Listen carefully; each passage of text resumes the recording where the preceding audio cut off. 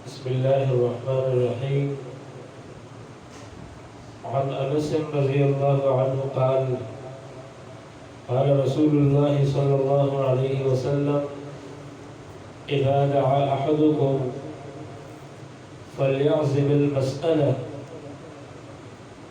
ولا يقولن اللهم إن شئت فأعطني فإنه لا مستكره له. رواه البخاري أو كما قال صلی اللہ تعالی علیہ وسلم. حضرت انس بن مالک رضی اللہ عنہ جو رسول اللہ صلی اللہ علیہ وسلم کے خاص خادم رہے ہیں، 10 سال تک انہوں نے رسول پاک صلی اللہ علیہ وسلم کی خدمت فرمائی. یہ فرماتے ہیں کہ نبی پاک صلی اللہ علیہ وسلم نے ارشاد فرمایا: جب تم میں سے کوئی شخص دعا کرے تو چاہیے کہ پختگی کے ساتھ دعا کرے، اور یہ نہ کہے کہ اے اللہ اگر آپ چاہتے ہیں تو مجھے یہ دے دیجیے، کیونکہ اللہ تعالیٰ کو کوئی مجبور کرنے والا نہیں. اللہ سے جب مانگا جاتا ہے، جب دعا کی جاتی ہے تو یقین کے ساتھ کہ میری یہ دعا اللہ قبول فرمائیں گے. جتنی بھی دنیا میں عبادت ہو رہی ہے، جتنی بھی عبادت ہیں، ساری عبادتوں میں جو سب سے بہترین عبادت، جو سب سے عظیم عبادت ہے، جس کے بارے میں رسول اللہ صلی اللہ علیہ وسلم نے فرمایا کہ یہ ساری عبادتوں کی اصل ہے، نچوڑ ہے، بنیاد ہے، اور ایسی عبادت ہے کہ اس کے لیے نہ وضو کی شرط ہے کہ بغیر وضو کے اس پر عمل ممکن نہ ہو،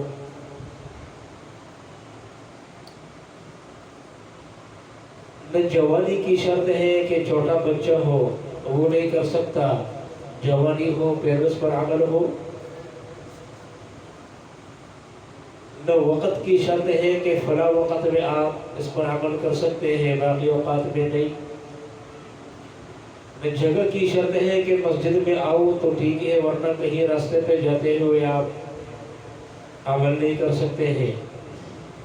وہ دعا کی عبادت ہے کہ جس کے لیے نہ وقت کی شرط ہے، نہ وضو کی شرط ہے، نہ جگہ کی شرط ہے، نہ جوانی کی شرط ہے. ہر انسان، ہر مسلمان، چاہے گناہگار ہو چاہے اللہ کی اطاعت گزار ہو، ہر مسلمان اس پر عمل کر سکتا ہے. دعا.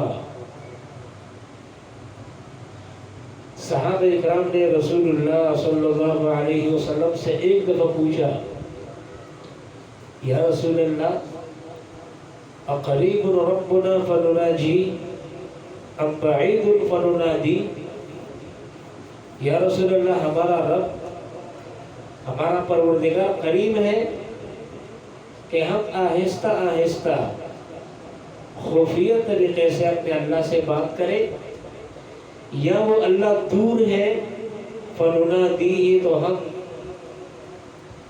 زور سے چیخ کر اپنے اللہ کو پکارے، بلند آواز سے اپنے اللہ کو پکارے.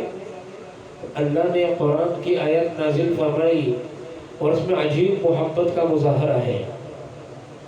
اللہ نے فرمایا: وَإِذَا سَأَلَكَ عِبَادِي عَنِّي فَإِنِّي قَرِيبٌ. جب میرے بندے میرے بارے میں پوچھتے ہیں کہ اللہ کدھر ہے،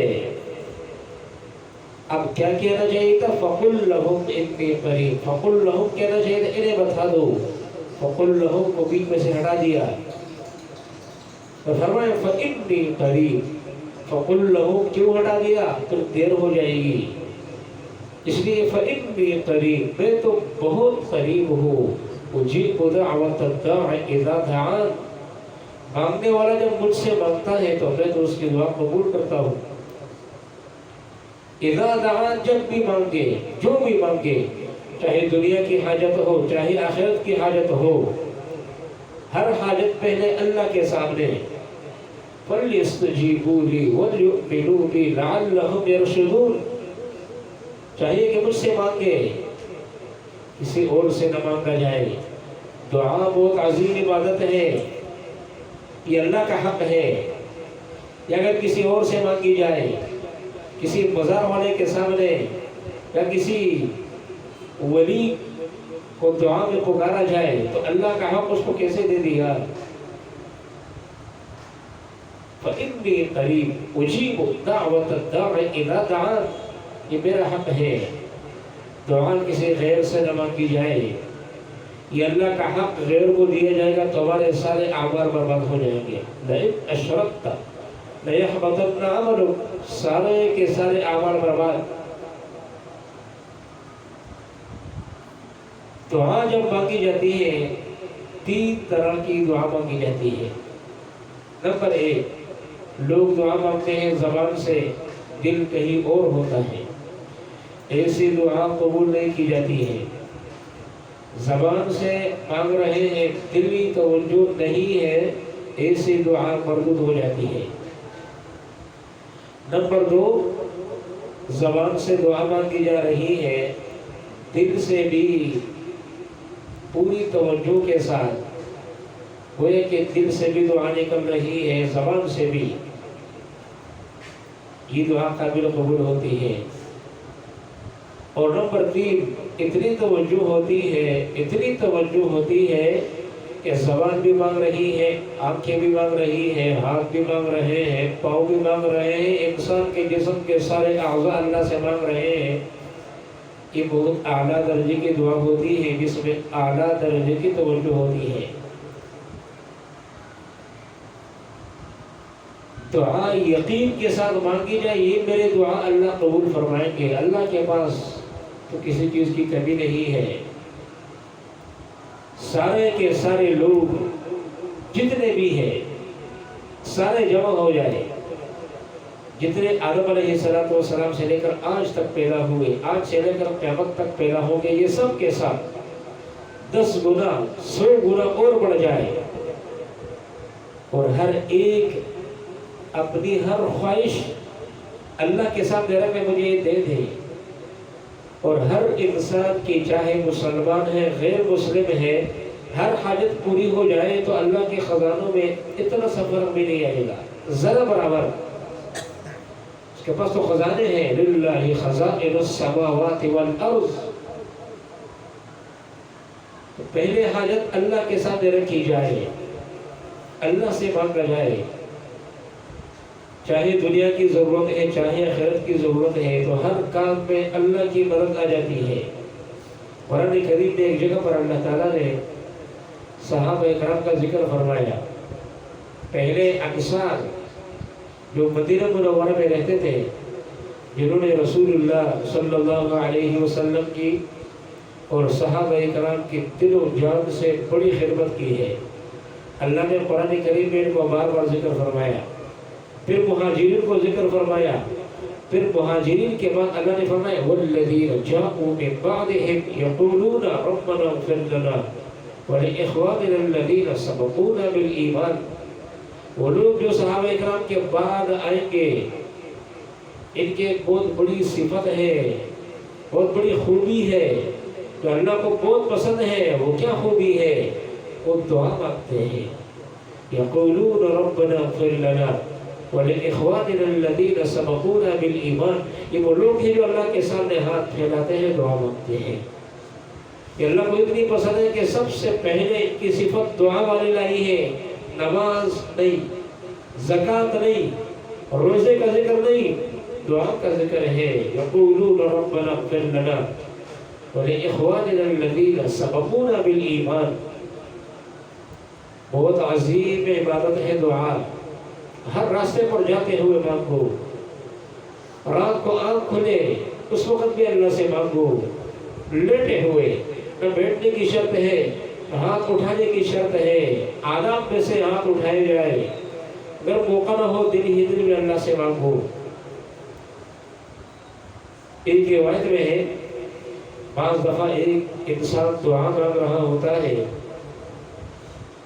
وہ انسان چونکہ اللہ کا نافرمان ہوتا ہے، اس کے ہاتھ اللہ کو پسند نہیں ہوتے، اور اللہ فرشتوں کو فرماتے ہیں اس کی حاجت ان کی پوری کر لو تاکہ یہ ہاتھ دوبارہ اٹھے ہی نہ۔ اور ایک وہ انسان ہوتا ہے کہ ان کے ہاتھ اللہ کو بہت پسند ہوتے ہیں، یہ بھی مانگ رہا ہے، اللہ فرشتوں سے فرماتے ہیں ان کی حاجت بعد میں پوری کرنا بھی نہیں، ان کے ہوتے ہوئے ہاتھ مجھے بڑے اچھے لگتے ہیں۔ تو ہم کبھی نہ امید نہ ہو کہ ہماری دعا قبول نہیں ہوتی، ہر دعا قبول ہو جاتی ہے، اور دعا کی قبولیت کی 3 صورتیں ہیں۔ جو بھی تو نے مانگا ہے تمہیں ملے گا ضرور، اس کی 3 صورتیں ہیں۔ نمبر 1، جو چیز مانگی ہے وہی چیز تمہیں مل گئی۔ نمبر 2، وہ چیز نہیں ملی، آپ پر ایک مصیبت آنے والی تھی، تکلیف بیماری آنے والی تھی، اس دعا کی برکت سے وہ ختم ہو گئی۔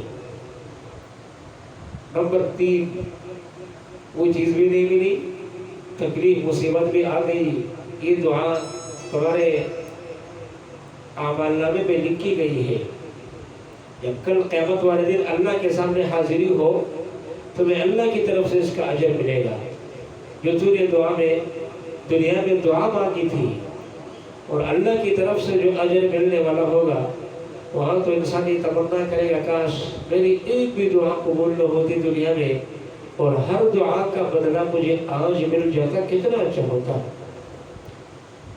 لہذا ہماری یہ کوشش ہو کہ ہر حاجت سے پہلے اپنے لیے اور سارے مسلمانوں کے لیے دعاؤں کا اہتمام ہو، خاص کر فرض نمازوں کے بعد اپنے لیے بھی ہو، ہر مسلمان کے لیے ہو۔ بہت عظیم عبادت ہے، اللہ تعالیٰ اپنانے کی توفیق نصیب فرمائے۔ وآخر دعوانا